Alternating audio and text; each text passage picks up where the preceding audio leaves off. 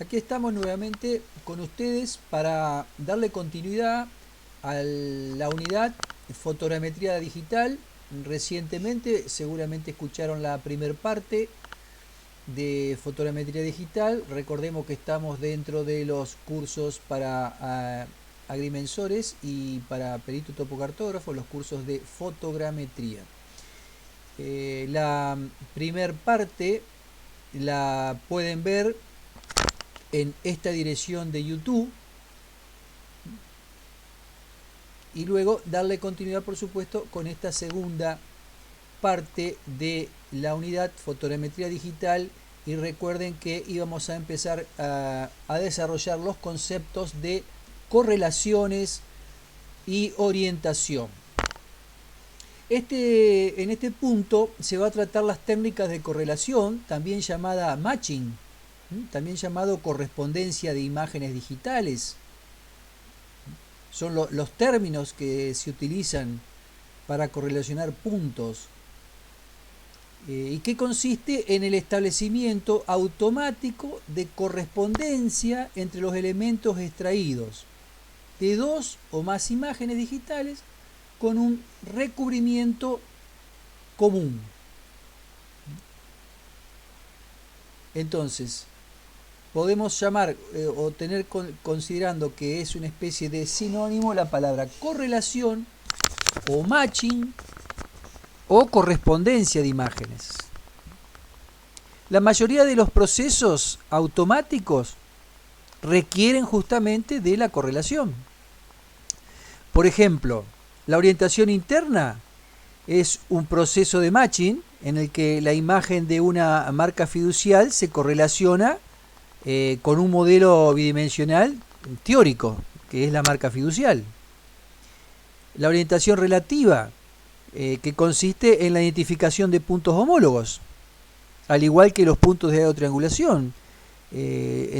Tanto en la orientación como en los puntos de triangulación se trata de encontrar el punto homólogo y relacionarlo y obtener la paralaje, ¿no? La orientación absoluta, que pretende la identificación de los puntos de apoyo del modelo, los puntos de apoyo fotogramétricos. La generación del modelo digital de elevación, mediante identificación de puntos homólogos también, una vez orientado el par, por supuesto, y pretende la obtención de la información tridimensional, o sea, ese valor del modelo digital de elevación es el valor de la elevación, o el valor de Z. También el reconocimiento de formas y de objetos a través de correlacionar o identificar formas similares en el modelo, o sea, en ambas imágenes, identificar la misma forma de dos imágenes, para poder decir que a partir de ahí es correlacionarlas y medirlas.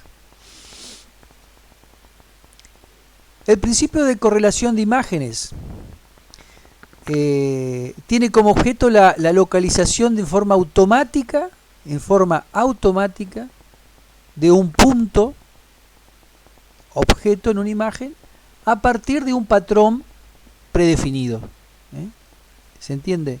Yo lo que tengo tengo un patrón de una forma, y con ese patrón voy a buscar en toda la imagen su semejanza, su patrón semejante, en un proceso automático.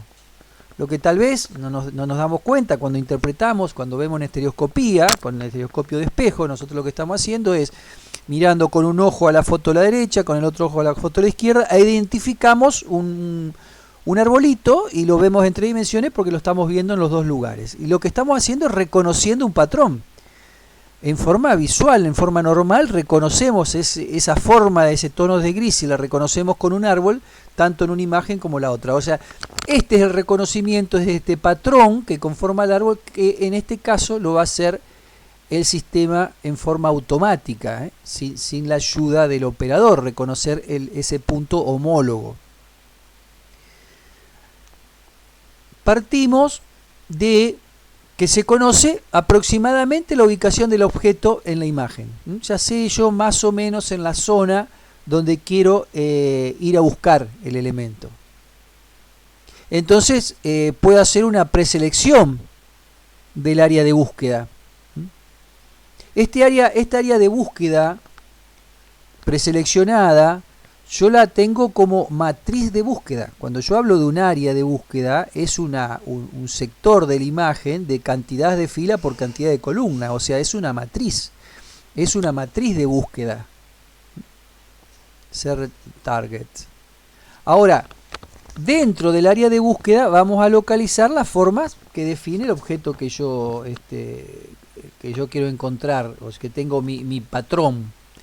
Ese patrón, esa forma del objeto dibujada en píxeles es la matriz patrón o la ventana de búsqueda. Entonces yo definitivamente tengo un área para buscar y sobre el área de búsqueda se me va a mover una matriz patrón, una ventana de búsqueda. Esto gráficamente lo puedo tener como toda mi área de búsqueda, mi ventana de búsqueda que tiene dibujado el patrón. Fíjense en acá, este patrón, yo lo tengo que empezar a recorrer mi área de búsqueda hasta que encuentre la posición de ese patrón, y ahí voy a decir que encontré el punto homólogo, encontré la posición del punto buscado. Esto llevado a ND, recuerden que hablamos del concepto de que la imagen, cada posición de un píxel tiene un valor ND. Fíjense en que acá los valores son todos 221, y 221 lo que forman la cruz, un valor oscuro, y rodeado por valores de 55, 54, 53. O sea, esta matriz de búsqueda va a ir recorriendo acá, por ejemplo, va a ver que los números no son similares, se va a correr un lugar, y así se va a ir corriendo hasta que encuentre un conjunto de números que en promedio van a ser parecidos o muy parecidos, con una alta correlación. Cuanto más alta la correlación de entre estos números a esta matriz de búsqueda, digo que encontré la posición de ese patrón. La búsqueda se realiza, como vimos, por ejemplo, en dos direcciones, ¿no es cierto? En X, Y. Ahora, si el área de búsqueda es demasiado grande, entonces vamos a utilizar lo que llamamos una correlación bidimensional. Ahora, recuerden que nosotros vamos a trabajar con imágenes normalizadas, vamos a trabajar con el sistema epipolar.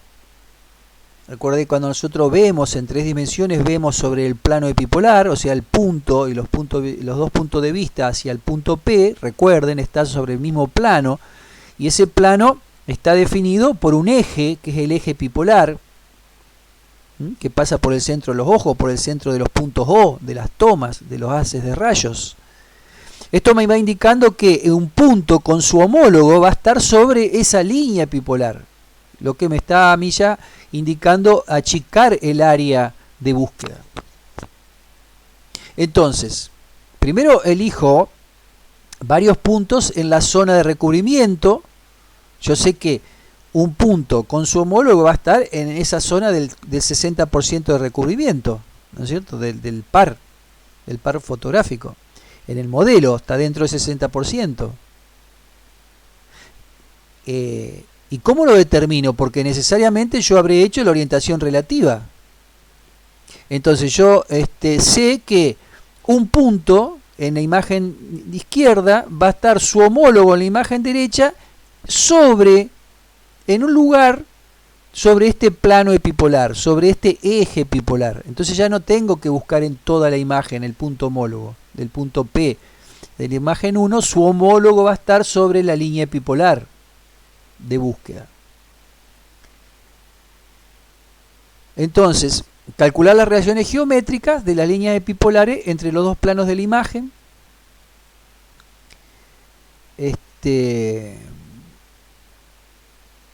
En esta geometría epipolar que estamos hablando, el punto de búsqueda por correlación dentro de los límites correspondientes a las líneas epipolares conjugadas, reduciendo así el procedimiento de correlación en una sola dimensión.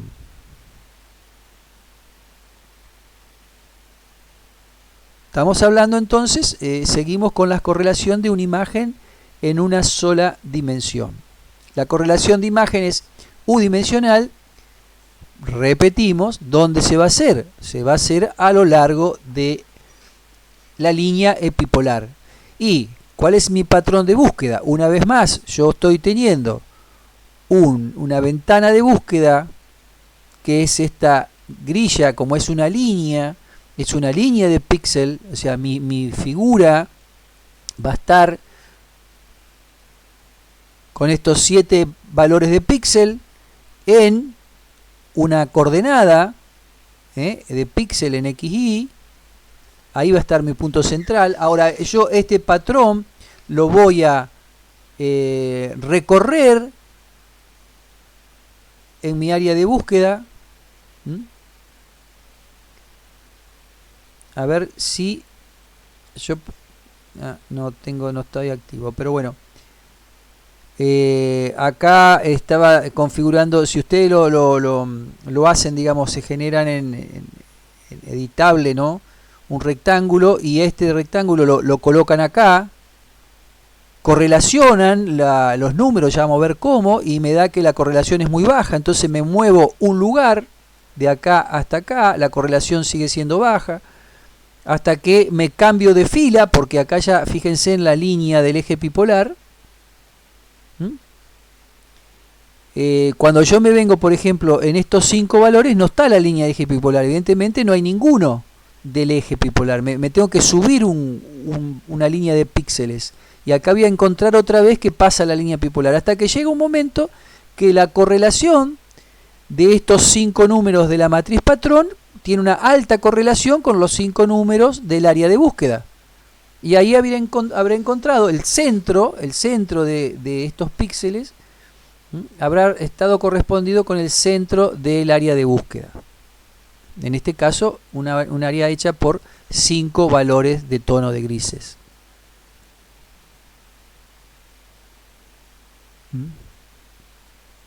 Y lo que se denomina en inglés match point. Si la correlación la haría en 2 dimensiones, yo lo que tendría también es la ventana de búsqueda con 2 dimensiones, con un punto central, y recorrería esta ventana de 25 tonos de ND, 25 tonos de grises, de 25 píxeles. Me posiciono acá, correlaciono, la correlación es baja, me voy corriendo cuadrito por cuadrito, por llamarlo de alguna manera, píxel por píxel, o delta X por delta X, y después bajando un delta Y, y así hasta que encuentro un lugar donde la correlación es máxima, y digo que este es el punto encontrado, max point. Acá repito lo que dije, 5 filas por 5 columnas de valores de ND. Se utiliza el algoritmo de correlación, la posición que muestre mayor similitud, la que encuentre mayor similitud será el punto homólogo. Y es importante este concepto de mayor similitud, porque no vamos a encontrar una correlación 1, digamos, o del 100%, sino que vamos a tener que buscar cuál es el valor más alto de correlación entre la ventana de búsqueda y el área de búsqueda.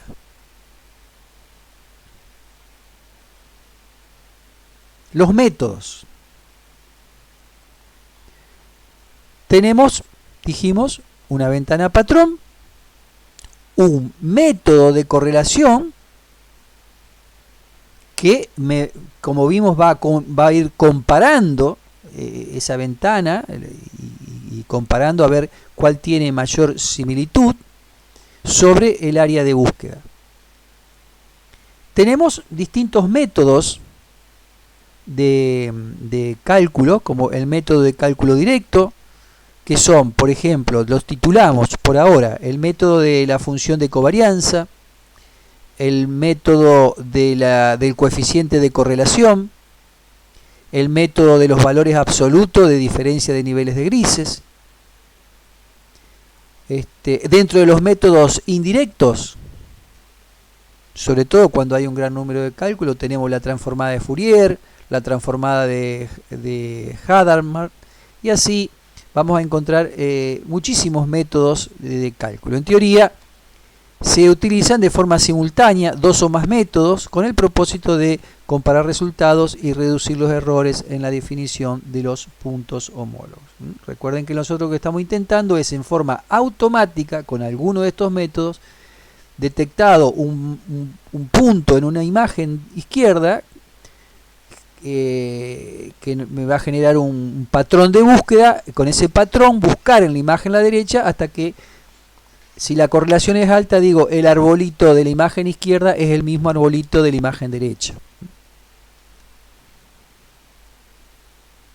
El método de función de covarianza. Este método se calculan los valores de la función de covarianza de dos grupos de datos, y la covarianza mayor obtenida se toma como posición correcta de la búsqueda. El método del coeficiente de correlación. Bueno, la correlación se puede también presentar por medio de un coeficiente ρ o ρ al cuadrado. El valor del coeficiente de correlación va a ir variando en de más 1 y menos 1. El valor 1 indicaría una correlación fuerte entre las dos señales, o sea, entre el patrón y lo que yo encontré en la imagen de la derecha, por llamar de alguna forma. Si tiene un valor 1 es altamente, o sea, realmente encontré el punto, es exactamente la misma correlación de datos, el mismo promedio de datos, por llamar promedio vulgarmente, ¿no? Lo que significaría una correspondencia del punto homólogo de gran certeza. Ahora, unos coeficientes cercanos a 0 me va a indicar de que no hay absolutamente ninguna correlación, que ese no es el punto. Entonces, debido a las tonalidades de las imágenes, los contrastes, porque los puntos de vista de las tomas son distintos, entonces por la luminosidad y demás, nunca vamos a encontrar un grupo de ND exactamente igual del patrón a la ventana de búsqueda. Entonces, yo me voy a dar por satisfecho generalmente cuando el valor esté en 0,7. Este valor de más 1 a menos 1, cuando está en el orden de los 0,7, yo puedo decir que tengo una muy buena correlación y que encontré el punto homólogo cuando superé 0,7 de correlación. Y el valor, el método de los valores absolutos de la diferencia de los grises. Este método busca los valores absolutos de las diferencias de los ND.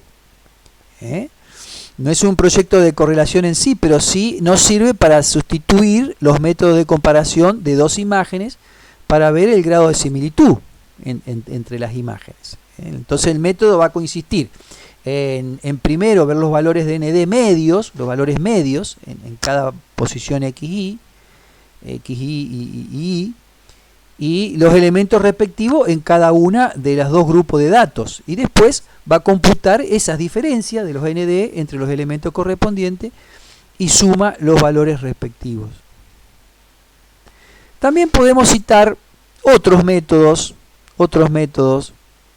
que pueden ser aplicables, y así tenemos el método de las diferencias de los niveles de grises, el uso de diferencia de valores de los niveles de grises de los píxeles colindantes, el método que se llama de la línea vertical, el método por medio de programación dinámica, el método de mínimos cuadrados, y etc.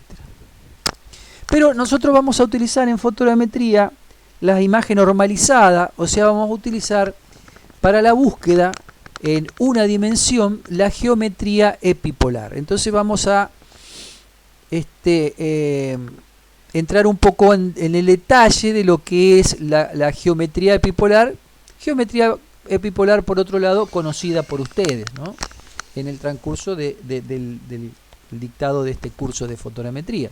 Recuerden que cuando hablamos de estereoscopía, del modelo, del par orientado, la orientación relativa, el concepto de von Gruber, decía von Gruber, si dos pares de rayos homólogos se interceptan, entonces estaba en este concepto que se va a interceptar en el plano epipolar. Entonces esa es la geometría epipolar de la que estamos hablando. Y así tenemos entonces cada haz de rayo de la imagen de la izquierda que pasa por el punto O, con su posición en el momento de la toma, la imagen de la derecha que pasa por el punto O2 y bisectan al punto P. Acá en este momento la foto se encontró la relativa. ¿Por qué? Porque el punto P de la imagen de la derecha y el punto P de la imagen de la izquierda, ambos rayos que pasan por O, se interceptan en un punto P, el terreno en este caso. O sea que estamos repitiendo la definición de von Grünberg. Dos rayos homólogos se interceptan, están en un sistema coplanar. Supongamos las dos imágenes, reiteramos con el punto O1 y O2. La base, ¿cuál sería? La base sería entre el punto O1 y O2. Esa base o ese eje epipolar, que es el eje de entre los ojos, que es la línea de vuelo, recuerden estos conceptos. Y la línea epipolar es la que pasa en la imagen por el punto P, ¿no? Como esto es un plano, si nosotros prolongamos el eje epipolar, esa imagen se va a interceptar, según el plano de la imagen, se va a interceptar en un punto denominado punto K.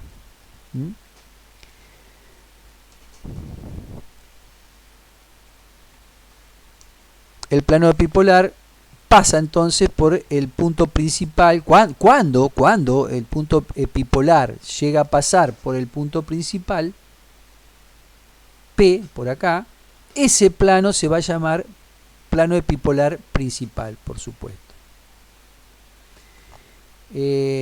Otros elementos de los planos epipolares principales son, como le decía, el punto epipolar K. K1 para la foto 1, K2 para la foto 2, que va a ser esta intersección del rayo que pasa por el punto T del plano hasta que se intersecte con la base O1 o 2, con la prolongación del eje epipolar. Ese se llama punto epipolar. Como yo estoy rotando sobre el punto O1 y O2, todos los puntos que vaya a tener en la foto van a terminar intersectándose con el punto K1 o K2, o sea que va a haber como un abanico de rayos según que vaya modificando el punto de búsqueda, pero siempre van a estar dirigidos al punto epipolar, esos rayos.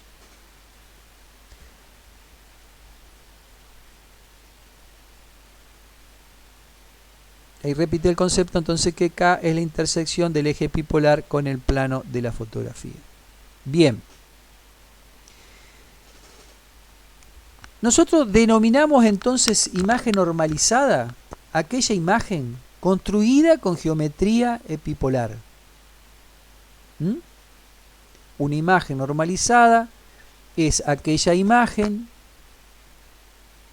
construida con la geometría epipolar en el espacio objeto, frente al concepto de imagen real, que será aquella imagen formada en el momento de la exposición. O sea, cuando uno saca una foto, en ese momento es una imagen real, fotografiada, que está en una posición en el espacio.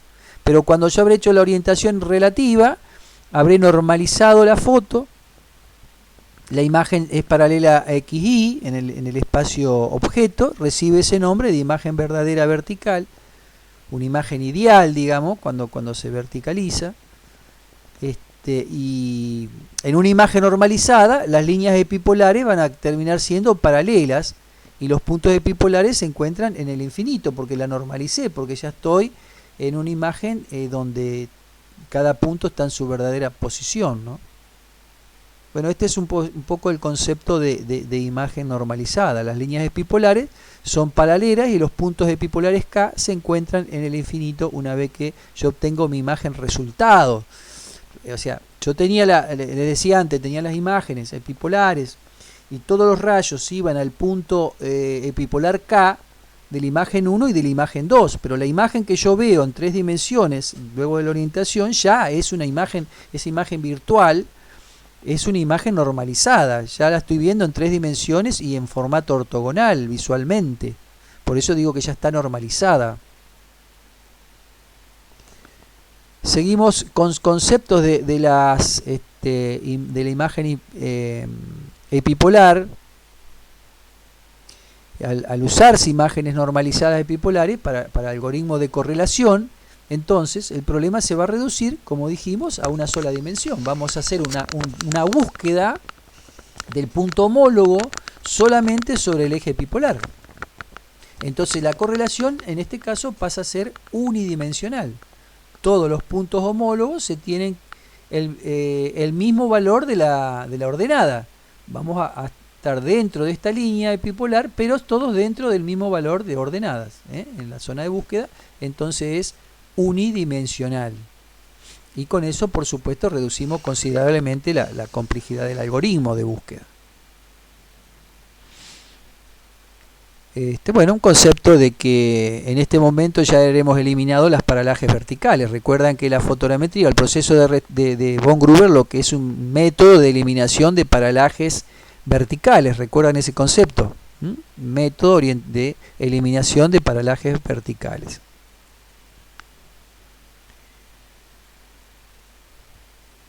Seguimos con la normalización de estas imágenes.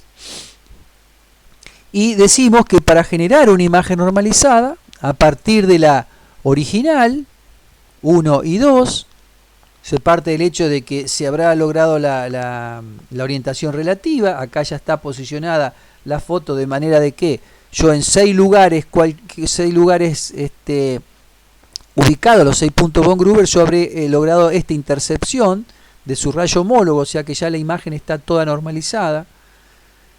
Y ya conozco las rotaciones de XY y XY y X segunda y segunda como coordenada de la imagen, y las coordenadas acá del punto P como U y B, o U segundo V, como son las coordenadas de imágenes normalizadas ya.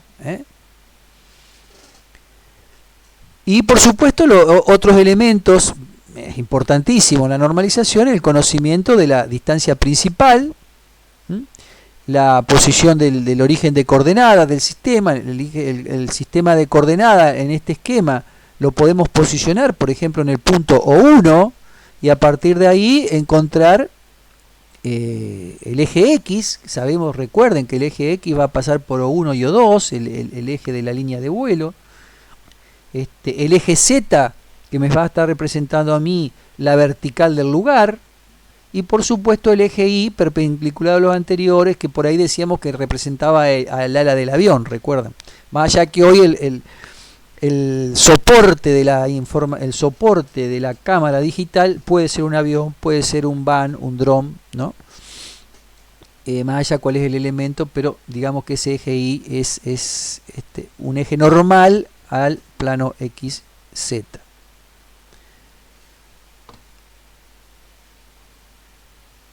Esa relación matemática la vamos a encontrar entonces con las ecuaciones de colinealidad. La relación matemática entre las coordenadas imágenes X' y Y de una imagen original y las coordenadas imágenes normalizadas V,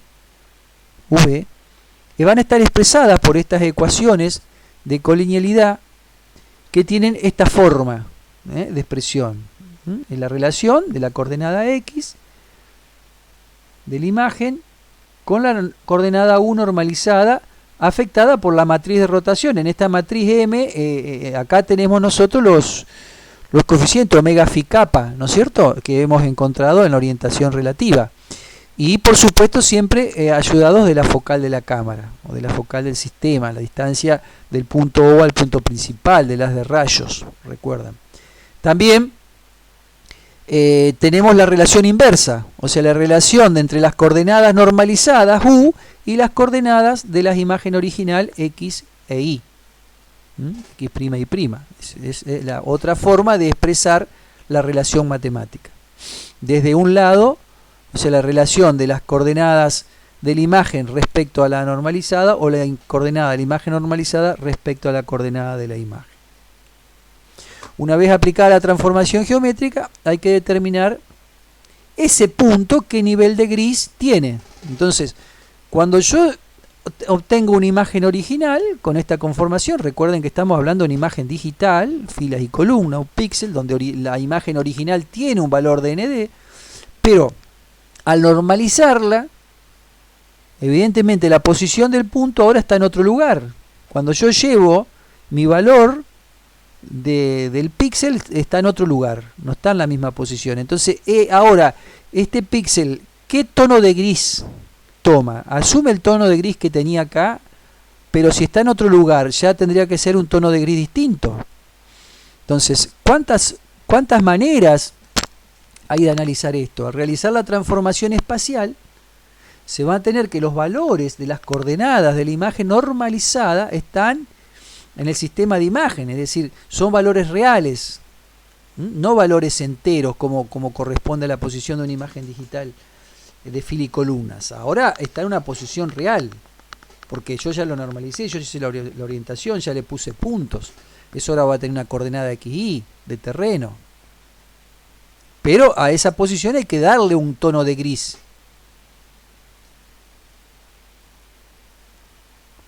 Entonces, ¿cómo interpolo yo ese tono de gris? Y ahí encuentro varias formas. Por ejemplo, vamos a tener tres formas de interpolar este tono de gris para lo que se llama hacer el remuestreo. La palabra remuestreo, resampling, van a leer mucho el término resampling. Los métodos de resampling más utilizados son lo que denominamos el vecino más próximo, la interpolación bilineal, la convolución pública, que vimos algo de esto ya cuando vimos el tema anterior en ortofoto digital.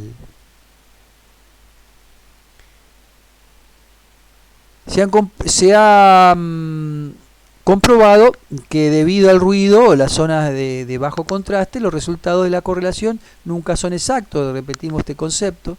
Entonces, a veces es necesario la segmentación. Esa segmentación se ve como se puede detectar los bordes, por ejemplo. Uno cuando segmenta dice ya hace un procesamiento de manera de determinar bordes, definir umbrales. Por ejemplo, cuando yo voy a hacer una correlación de las marcas fiduciales, yo sé que las marcas fiduciales es una cruz, un signo más.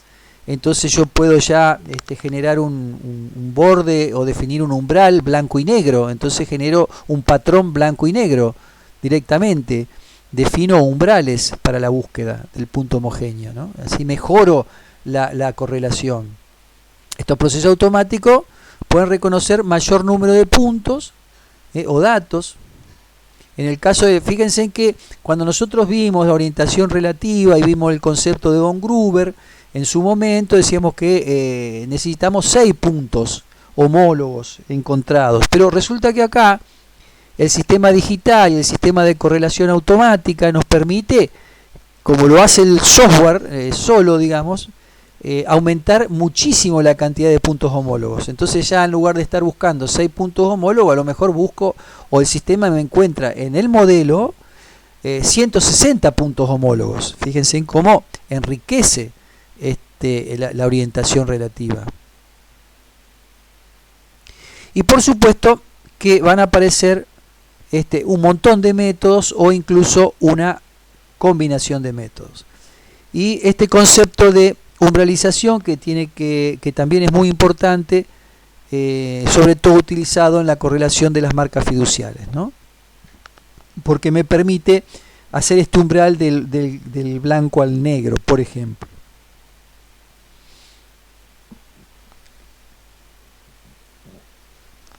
El punto menos claro de estas combinaciones, segmentación, correlación, es decir, que el proceso es el más correcto. Cada proceso va a tener para cada proceso de correlación va a haber un tipo de procesamiento, de operaciones. Va a ser bueno para una parte, no va a ser bueno para otra.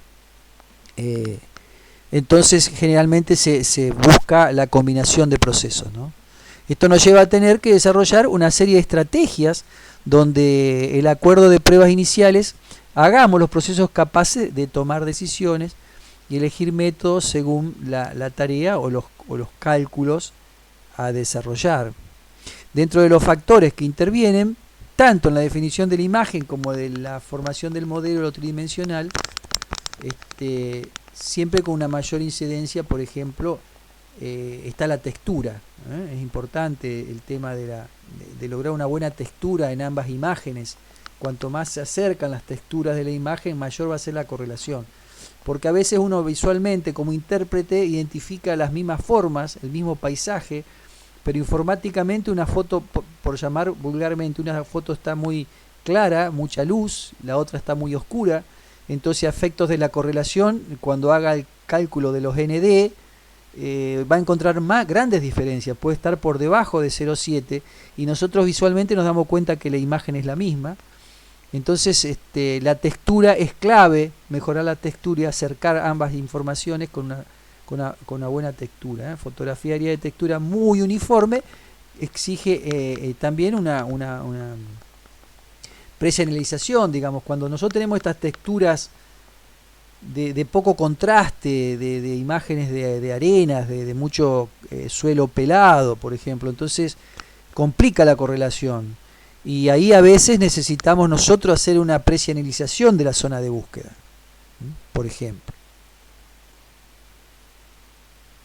Emulsiones infrarrojas, blanco y negro, darán una mayor definición en los bordes de la red de drenaje, por ejemplo, las diferencias de especies de arbóreas, etcétera. Cuando la emulsión en color permite un resalte a veces y mayor facilidad en la interpretación de las características del terreno. Para el intérprete que está acostumbrado, a veces la interpretación en tono de grises es suficiente, pero reiteremos, esto está haciendo una correlación automática, no es el operador el que está diciendo este punto es el homólogo, sino que lo está diciendo automáticamente a través de este método de correlación, de búsqueda del patrón. Por eso que tenemos que tratar de que ambas imágenes tengan muy similar contraste, brillo, etcétera, ¿no? Dentro de las técnicas manuales, semiautomáticas y automáticas de orientación, la fotogrametría busca la automatización de los procesos fotogramétricos y la orientación como primera operación dentro de la fotogrametría, y por la obligatoriedad de realizarla siempre en uno de los procesos que más beneficie a esta automatización. Entonces, podemos tener procesos semiautomáticos, podemos tener procesos automáticos. El proceso semiautomático, el operador realiza las orientaciones manualmente, una orientación relativa, y solamente usa la correlación en un apoyo a la eliminación de las paralajes de cada punto materializado sobre el terreno. Va a hacer la orientación en forma manual, va a encontrar el punto, pero le va a aplicar, una vez que sabe el punto, o sea, como que vaya al punto y le aplica una correlación para materializarlo definitivamente. En cambio, en el proceso automático es cuando la correlación hace todo y logra que la orientación sea sola, o sea, automáticamente busca su punto homólogo, lo calcula y va a obtener finalmente los valores de omega phi kappa en forma automática sin la intervención del operador, digamos, ¿no? La orientación interna puede ser completamente automática. La orientación absoluta no es totalmente automática. Estos conceptos es importante porque recuerdan cuando hablamos de la parte conceptual al principio que decíamos que se busca la fotogrametría digital automatizada al 100%, pero que sin embargo todavía no habíamos alcanzado el 100% de la automatización. Siempre hay una parte que se mantiene como semiautomática, ¿no? La orientación relativa se puede hablar como un proceso automático, porque va a buscar su punto homólogo.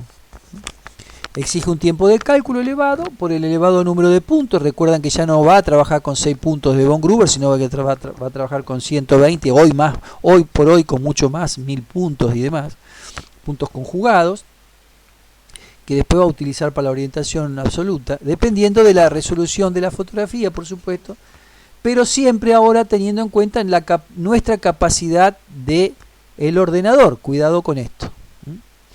¿Cómo es el proceso? Vamos ahora ya a la orientación.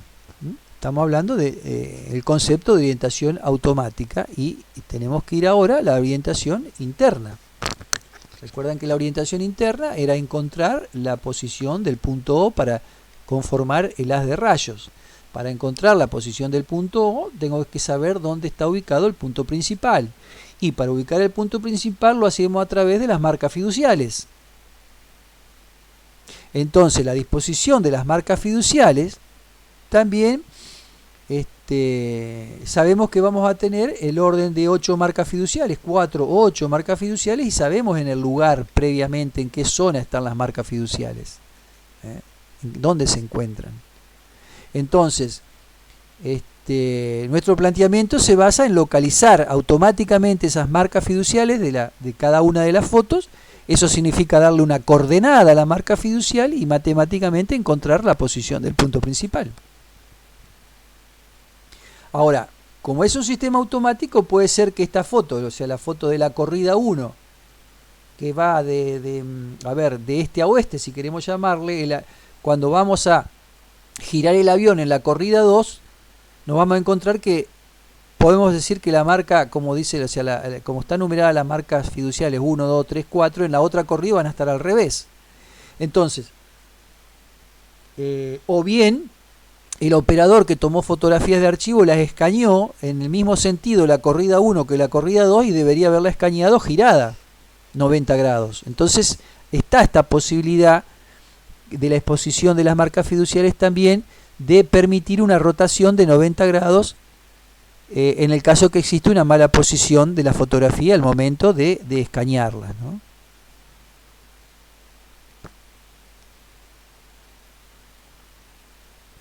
Las marcas fiduciales son objetos bidimensionales. Sabemos que tenemos un patrón de marcas distintas, cada uno con su forma, pero fíjense en que acá sí se puede hacer un umbral, como decíamos. ¿Por qué? Porque tomamos directamente una matriz de búsqueda blanco y negro. Dos tonos. El tono 0 y el tono 255. Cuando vaya a buscar en la imagen, la marca fiducial en la imagen no va a ser exactamente blanca y negra, va a estar muy próximo a los blancos, grises muy claros, y luego del umbral va a tener grises muy oscuros. Pero bueno, ahí donde aparece a ver qué valor tiene la correlación, pero sabemos que ya el área de búsqueda directamente va a estar dirigida a los vértices, a los extremos de la imagen, y va a buscar un patrón con mayor correlación posible. Si este aspecto añadimos técnica de entonces segmentación por binarización, blanco y negro. Esto se puede usar el tratamiento de imagen piramidal. Tratamiento de imagen piramidal ayuda a la rápida localización de la zona. O sea, lo que hace es, digamos, en grandes rasgos, es decir, bueno, voy a tomar la marca fiducial 1, si quieren llamarle, que está, la marca fiducial que está arriba a la derecha.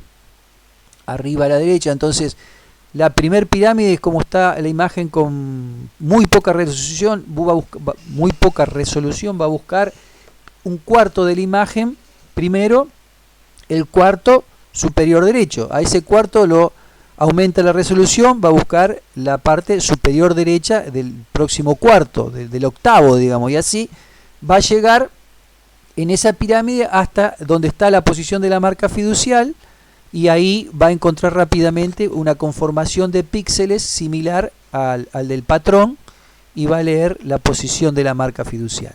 No sé si más o menos se entendió cuál es el concepto de piramidal. Seguimos a ver cómo pueden ser los reconocimientos de estas marcas fiduciales. Estamos en la orientación externa, recuerden. Definimos el espacio de búsqueda utilizando las imágenes piramidales para una localización más rápida. Binarización. Este aspecto comprende la segmentación de la imagen de búsqueda blanco y negro. Correlación binaria, nuevamente. La correlación es en el nivel de los grises. Hay que tener en cuenta la única posibilidad de medir blanco o negro para localizar una marca fiducial. O sea, el blanco y negro puro lo vamos a tener tal vez en el patrón de búsqueda, pero no en la marca fiducial de la imagen verdadera. No va a existir ese blanco o ese negro puro, pero por eso se va a acercar a una correlación de 0,809, digamos, pero se va a acercar a 1, pero no va a ser 1. Un test de consistencia del resultado de la localización individual en cada nivel piramidal es chequeado usando un criterio para detectar afloramientos, es así como se llama, digamos, y un autodiagnóstico que siempre es necesario en el sistema automático poder autodiagnosticarse para detectar errores ocultos y demás. La estimación de los parámetros de transformación en 2D, un sistema de transformación afín se llama, es una vez realizada la medición de las marcas fiduciales, se realizarán los cálculos. O sea, lo que estábamos diciendo que en esta primera etapa estamos reconociendo el patrón, estamos reconociendo la marca fiducial. Cuando lo encuentra la posición de las marcas fiduciales, de las 4 marcas o de las 8 marcas. Pero después tiene que calcular en un sistema de coordenadas, en 2 dimensiones, en la placa, en la imagen, la posición de cada marca y de ahí determinar el punto principal. Por eso que se hace una transformación afín de 2 parámetros una vez que se realizará la medición de las marcas fiduciales. ¿Qué pasa? Encontrada la orientación interna, encontrada el reconstruido el haz de rayo, porque ahora habré encontrado la posición del punto principal, reitero, a través de una transformación afín, y con la focal de la cámara, la posición del punto O, reconstruyo ese haz de rayos, pero ahora tengo que hacer la orientación relativa.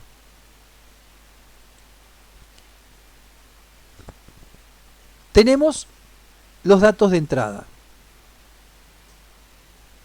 los parámetros de la orientación interna de la cámara como dato de entrada, la relación entre los sistemas de coordenada de la imagen y del píxel. Recordemos que acá estamos en un sistema de coordenada de píxel, es una imagen digital. Y el orden de las imágenes, por supuesto necesario, saber la foto 1, la foto 2, etc.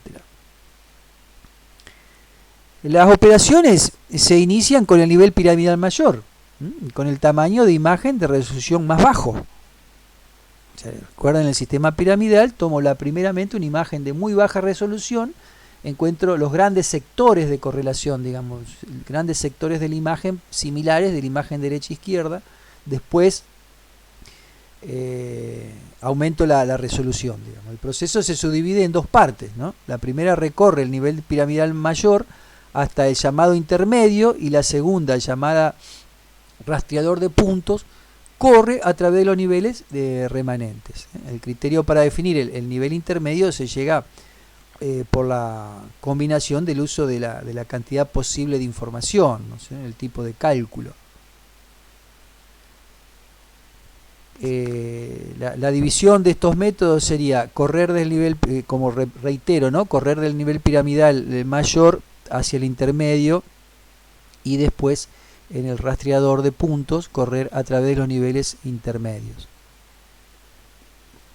El nivel 1 es durante el enfrentamiento de puntos, se determinan puntos homólogos.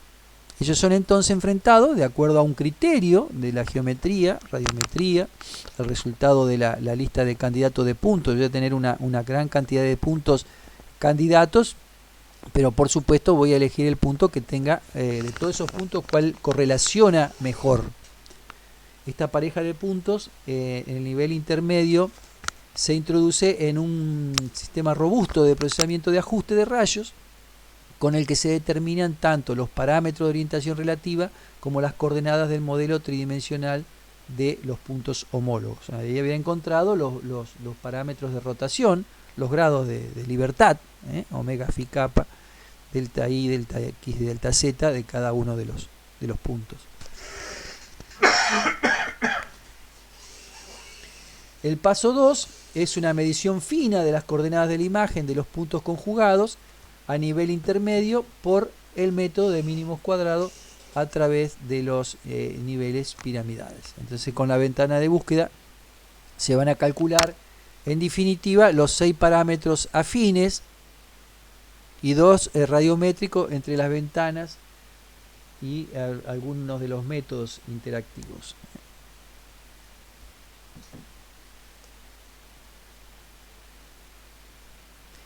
Cada punto enfrentado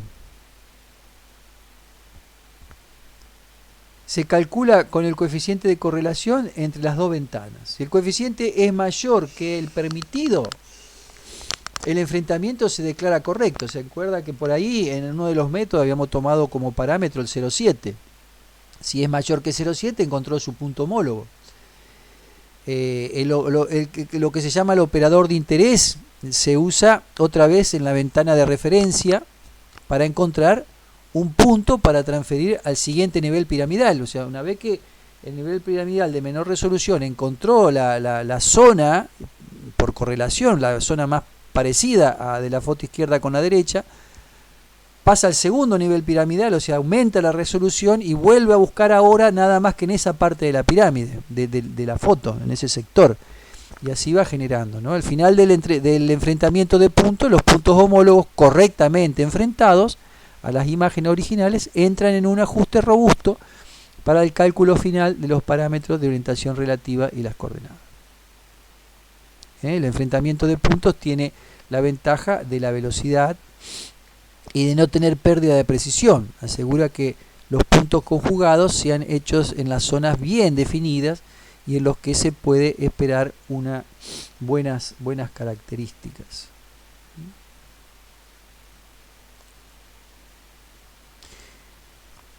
Y bueno, hecha la orientación relativa, vamos a entrar ya en la última parte.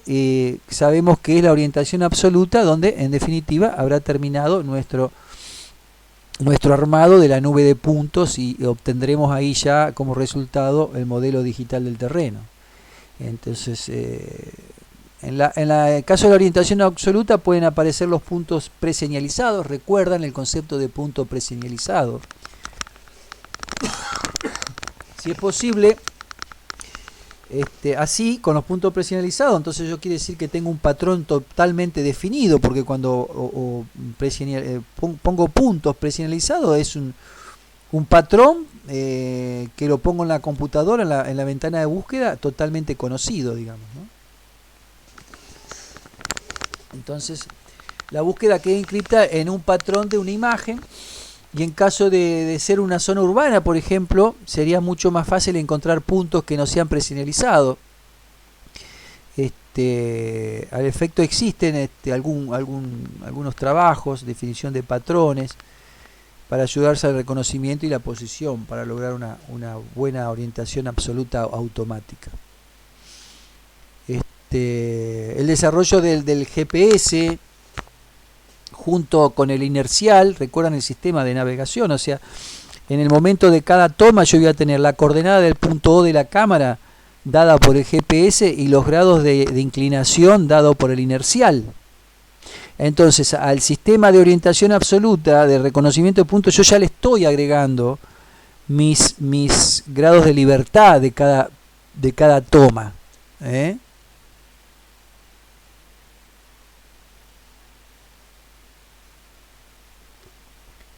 Se han desarrollado sistemas con una orientación absoluta semiautomática, por ejemplo, que es consistente en definir sobre una imagen al punto de apoyo, estoy hablando de puntos de apoyo fotogramétrico, que sea el ordenador el operador, el encargado de localizar, o sea, uno localiza un punto de apoyo en una foto y el sistema me va a buscar ese punto de apoyo en el resto de las fotografías. En un sistema digital hay mayor superposición de imágenes y un punto no aparece en 2 fotografías, sino que suele aparecer en 4 o en 8 fotografías.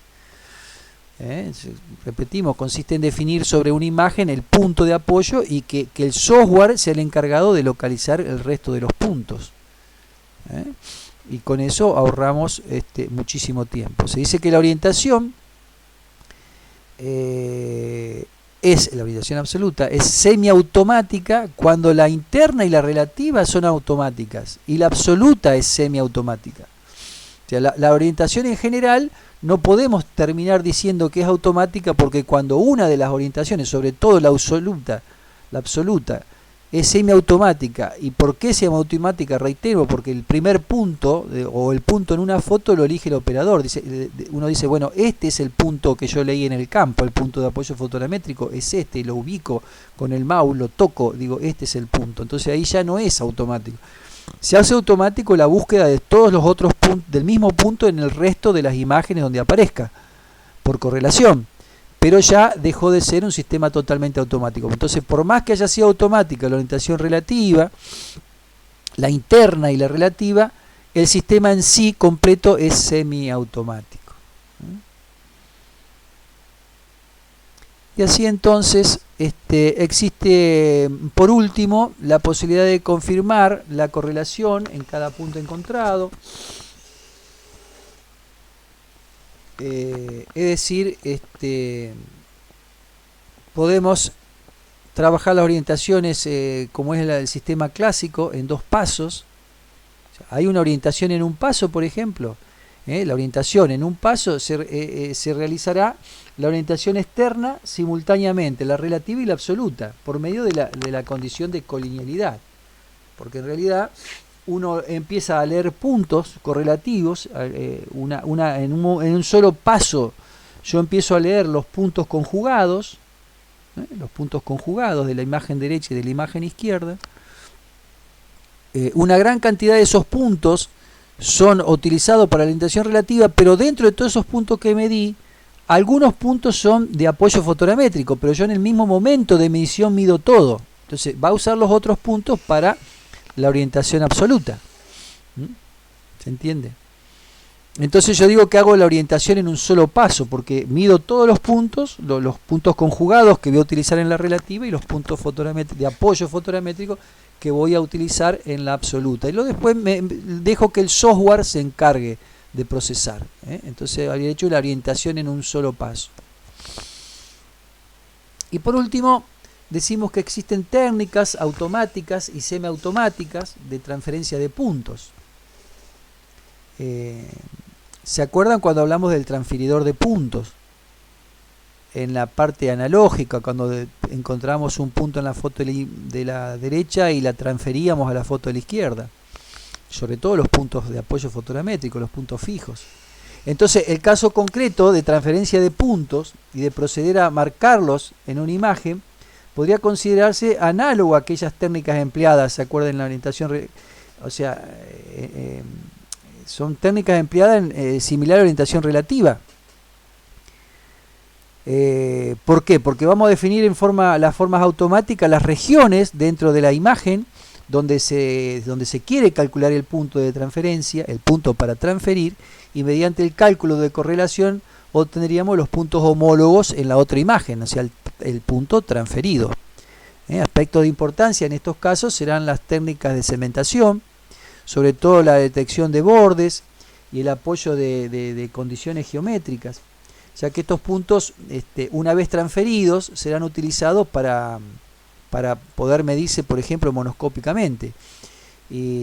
Así que un error en la materialización del punto puede traer problemas, ¿no? Puede arrastrar errores posteriormente. Bueno,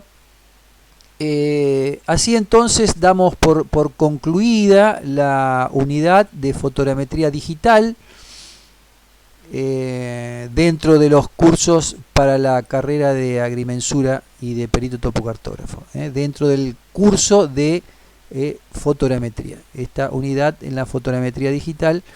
Y recuerden que tenemos los enlaces de los videos de YouTube de todas las unidades temáticas que se van desarrollando dentro del curso de fotogrametría.